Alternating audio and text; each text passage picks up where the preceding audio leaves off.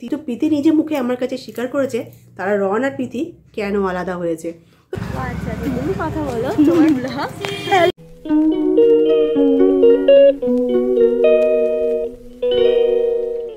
Hello বন্ধুরা, welcome back to another blog. So তোমরা কেমন আছো? আশা করছি সবাই খুব খুব খুব ভালো আছো অ্যান্ড সেফ আছো। আমিও বেশ ভালো আছি।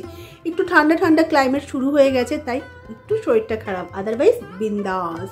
তো তোমরা এতক্ষণ আমার টাইটেল আর থাম্বনেল দেখে বুঝেই গেছো আজ আমি কী নিয়ে ভিডিও করতে এসেছি। হ্যাঁ, সত্যিই তাই, আমার জন্য একটা অনেক বড় স্বপ্ন। কারণ আমাদের মতো ছোটো ছোটো ইউটিউবাররা বড় কোনো ইউটিউবারদের দেখলে বেশ খুশিই হয়। তো আমি যখন প্রীতিকে দেখতে পেলাম আমি এত এক্সাইটেড হয়ে গেছিলাম, তোমাদেরকে কি বলবো।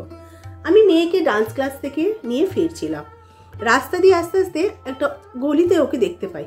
তো আমি সত্যিই ভাবিনি যে ওটা প্রীতি, এক ঝলক দেখে মনে হলো প্রীতি। তো কিছুটা গাড়ি আমি আগিয়ে গিয়ে গাড়িটা রেখে আমি মেয়েকে নিয়ে আসলাম। এসে তো দেখলাম সত্যিই প্রীতি। তোমরা বিশ্বাস করবে না, আমি এত এত খুশি হয়ে গেছিলাম। আমি যখন প্রীতির সামনে গেলাম, সত্যি কথা বলতে আমি এত এক্সাইটেড হয়ে গেছিলাম যে আমার কথা বন্ধ হয়ে গেছিল। তো আমি বললাম প্রীতি, তো বলো হ্যাঁ দিদি, হ্যাঁ দিদি বলে রেসপেক্ট করলো। এত ভালো, তোমাকে কি বলবো, যে কোনো কথা বললো না, একটু কমেন্ট, সেই জিনিসটা নেই। এটাই বুঝলাম অ্যাকচুয়াল যারা অরিজিনাল ইউটিউবার বা ছোট থেকে কষ্ট করতে করতে বড় হয়েছে, যাদের অরিজিনাল আছে, তাদের মধ্যে কোনো ঘমন্ড থাকে না। আমি 2-3টে ইউটিউবারের সাথে মিশে সেটা বুঝেছি। আর কিছু কিছু ইউটিউবারকে আমি দেখি কিছুই নেই, তাদের ভাব দেখলে ভাবি যে ওরা কোথায় পৌঁছে গেছে, আমরা কোথায় রয়েছি। তো সত্যি প্রীতিকে দেখে আমি সত্যি অনেক কিছু রিয়েলাইজ করলাম, অনেক কিছু ভাবলাম যে অ্যাকচুয়াল যাদের থাকে না তাদের কোনো ঘমন্ড থাকে না। প্রীতিকে দেখে বুঝলাম। প্রীতি আমার সাথে অনেক কিছু শেয়ার করেছে, তোমাদেরকে কি বলবো, তোমরা বিলিভ করবে না। প্রীতির পার্সোনাল কথা যে আমার সাথে শেয়ার করবে ফার্স্ট টাইম মেলাতে, আমি সত্যিই স্বপ্নে ভাবিনি। এটা আমার কাছে অনেক বড় পাওয়া। আমি কখনো ভাবিও নি প্রীতির সাথে আমার কোনোদিনও দেখাও হতে পারে। কারণ প্রীতির বাপের বাড়ি, প্রীতি যেখানে থাকে, আমার বাপের বাড়ি থেকে 25 মিনিটসের রাস্তা। আমার বাড়ি কৃষ্ণনগর আর প্রীতির বাড়ি হলো বগুলা। কৃষ্ণনগর বাস স্ট্যান্ড থেকে বগুলা কত মিনিটের রাস্তা আমি যদি মিথ্যে বলি, কখনো প্রীতিকে তোমরা জিজ্ঞাসা করে নিও, এমন কোনো ডিস্টেন্স কিন্তু নয়। আমি এত মায়ের বাড়িতে যাই, কখনো মনে হয় না যে প্রীতির সাথে দেখা করি। তারপরে আমাদের কৃষ্ণনগরের আগের স্টেশন জালালখালি, ওখানে থাকে মিতু। তো আমি পারলে অনাহাসে গাড়ি নিয়ে আমি যেতে পারি। মিতুর বাড়ি যেতে তো আমার বাড়ি থেকে 15 মিনিটের রাস্তা। কিন্তু কখনোই আমি কোনো ইউটিউবারের সাথে সেরকমভাবে দেখা করতে চাইও না। ভাবি কি বলবে, কথা বলবে কি না বলবে, অপমান করবে কি না, এটা ভেবে আমি কখনো কারোর সাথে মিট করতে চাই না। বাট কাল যখন আমি মেয়েকে ডান্স ক্লাস থেকে ফেরার পথে প্রীতিকে দেখতে পাই, আমি একটু চুপ হয়ে গেছিলাম, যেটা কি প্রীতি। তো কিছুটা গাড়িটা আগিয়ে রেখে আমি হেঁটে হেঁটে আসলাম। এসে প্রীতিকে এসে বললাম প্রীতি, বললাম হ্যাঁ আমি দেখে খুব খুশি খুব খুশি। ও আমাকে দেখে হাসছে। তো আমি এটা ফটো তুলতে পারি বলে, একদম একদম দিদি ভাই, তোমরা বিলিভ করবে না, ও আমাকে এত সুন্দর জড়িয়ে ধরে ভিডিও করলো বা আমাকে অনেক অনেক অনেক কথা বললো। আমি স্বপ্ন ভাবিনি যে ওর পার্সোনাল কথাগুলো আমার সাথে শেয়ার করবে, সত্যি ভাবিনি। অনেক কথা বললো, কেন এই যারা মানুষরা ওকে নিয়ে অনেক ভিডিও করছো, ওরা আলাদা হয়ে গেছে, কেন আলাদা হয়েছে, অ্যাকচুয়াল সত্যি কি আলাদা হয়েছে কি না। দেখো আমরা কিন্তু কিচ্ছু জানতাম না বা জানিও না, আমি নিজেও জানি না প্রীতি আমাকে সত্যি বললো না মিথ্যে বললো। বাট ও আমাকে যে কথাগুলো বললো সত্যি মনে হলো আমার। তারপরে অনেক ভিডিও দেখলাম যে না সত্যিই ও বলেছে, ও মিথ্যে বলেনি। তো যাই হোক, ও কী বলেছে সেগুলো কিন্তু তোমাদেরকে পরে শেয়ার করব। বাট ও আমাকে অনেক কিছু শিখিয়েছে। ও ভিডিওতে আমি বললাম একটু ভিডিও করতে পারি, তো আমাকে বলো হ্যাঁ হ্যাঁ দিদিভাই অবশ্যই করো। তো আমি এত এক্সাইটেড হলাম, রাস্তায় যেহেতু অন্ধকার ছিল সেভাবে ভিডিও করতে পারিনি, একটুখানি ভিডিওটা করছিলাম। সেই ভিডিওটা করার পর প্রীতি আমাকে নিজে শিখিয়ে দিল, দিদি এরকমভাবে ভিডিও করো, তাহলে অন্ধকারে তোমার বেশ আলো আসবে। ব্যাস আমি সেইভাবে ভিডিও করেছি। আমি তো ওকে দেখে ভীষণ এক্সাইটেড। তো কি হচ্ছে না হচ্ছে আমার মাথায় কিছু কাজ হচ্ছিল না। তো বেশ আমি কন্টিনিউ এরকম ভিডিও করছি, ওর সাথে গল্প করছি, ও আমাকে জড়িয়ে ধরলো, অনেক গল্প করলো, কীভাবে ভিডিও করলে ভিউজ আসে, কি করতে হবে, দিদি চ্যানেলটাকে কীভাবে গ্রো করতে হবে, অনেক কিছু বিলিভ মি। কি বলবো তোমাদেরকে। তারপরে কি হলো জানো, যাই হোক ভিডিও করলাম, আমি তো খুব আনন্দে ভিডিও করলাম। দেখা টাকা করলাম, বাই বাইও করে আসলাম, নাচতে নাচতে গাড়ি চালাতে চালাতে বাড়িতেও আসলাম। বাড়িতে এসে বাবাইকে বলছি, বাবাই আজ আমি ভীষণ খুশি। তো বলে কেন, কি এমন হয়েছে ডান্স ক্লাসে? আমি ডান্স ক্লাসে হয়নি, রাস্তায় হয়েছে, ভীষণ খুশি আমি। তো কি হয়েছে বললাম, দেখো ভিডিওটা দেখো।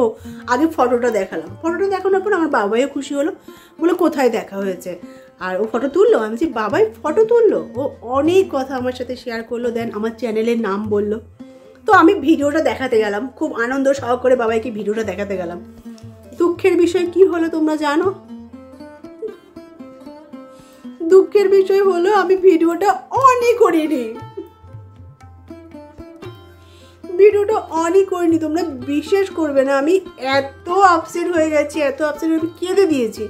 আমি যে হাই ভগবান, ঠাকুর তুমি ওর সাথে দেখা করালে, এত কথা বললো, এত কিছু বললো, আর আমি ভিডিওটাই অন করলাম না। যে ভিডিওটাতে সেরকম ভালোভাবে বোঝা যাচ্ছিল না, একটু কথা হয়েছে, সেই ভিডিওটা আমি অন করেছি। ও যখন আমাকে শিখিয়ে দিল দিদি এরকমভাবে ভিডিও করো, তখন ভিডিও করলাম, তখনই অন করলাম না। ভীষণ আপসেট হয়ে গেছিলাম, বিশ্বাস করো ভীষণ আপসেট হয়ে গেছে। তো চলো ওর সাথে দেখা হয়েছে কোন অন্ধকারে একটু তোমাদের সাথে দেখিয়ে দিই, তাহলে তোমাদের মনে হবে যে না আমি সত্যি ওর সাথে দেখা করেছিলাম। যারা বিলিভ করে তারা বিলিভ করবে, আর যারা বিলিভ না করার কিচ্ছু করার নেই, কিন্তু করেছি। দেখা তো হলো, হাইও করলো, কি বলেছে সেগুলো তো তোমাদের সাথে আমি পরেই শেয়ার করব বলে দিলাম। তো তোমাদের বিলিভ হচ্ছে তো আমি ওর সঙ্গে দেখা হয়েছিল। দেখলে হলো তো দেখা ওর সাথে আমার, কি অন্ধকার ছিল বলো। শুধু কি কথা বলেছে সেটা আমি তোমাদের সাথে নেক্সট ভিডিওতে শেয়ার করব, কারণ ওই ভিডিওতেও আমাকে অনেক কথা বলেছে, কি করতে হয় ভিডিওতে একটু বলেছে। তো তখন সেরকমভাবে অন্ধকার বলে ও আমাকে দেখিয়ে দিল। যাই হোক, আমার নাসিব, দেখা হলো না, কি বললো তোমরা শুনতে পারলে না। প্রীতির সাথে দেখা হয়, আমি ভীষণ খুশি। তোমাদেরকে বলবো তোমরা কখনোই ভেবো না যে বড় বড় ইউটিউবারদের প্রচুর ঘমন্ড হয়, অহংকার হয়, না, একদমই না। অহংকার তাদেরই হয় যাদের নেই, অহংকার তাদেরই হয় যারা অল্পতে একটু দেখে নেয়, অহংকার তাদেরই হয় যারা অসৎ পথে কামায়, অহংকার তাদেরই হয় যারা কিছুই কোনোদিনও দেখেনি হট করে দেখে ফেলে। যারা সৎ পথে কামায়, যারা কষ্ট করতে করতে অনেক বড় হয়, যারা অরিজিনাল যাদের আছে, যারা খেটে করে, তাদের কখনো ঘমন্ড হয় না, তাদের কখনো অহংকার হয় না, তাদের কখনো হিংসা জিনিসটা হয় না।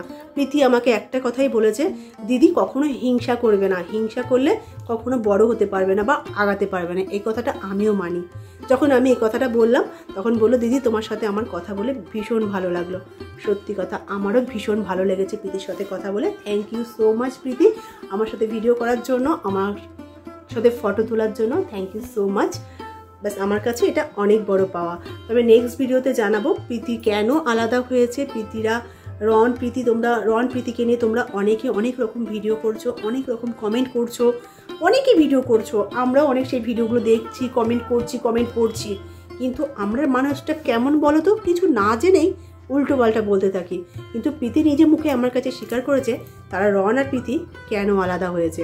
তো ভিডিওটা জানতে হলে কেন আলাদা হয়েছে নেক্সট ভিডিওর জন্য অবশ্যই অপেক্ষা করো। তো আজকে ভিডিওটি কেমন লাগলো, যদি ভালো লাগে একটা লাইক করো, আর যদি খুব ভালো লাগে চ্যানেলটাকে সাবস্ক্রাইব করে পাশে থাকা বেল আইকনটা প্রেস করে সবসময়ের জন্য পাশে থেকে যাও। আর হ্যাঁ, এই ভিডিওটা সবার সাথে শেয়ার করো। তো দেখা হবে নেক্সট ভিডিওতে প্রীতি আর রনের মধ্যে আলাদা হওয়ার কারণটা কি। তো চলো, বাই বাই।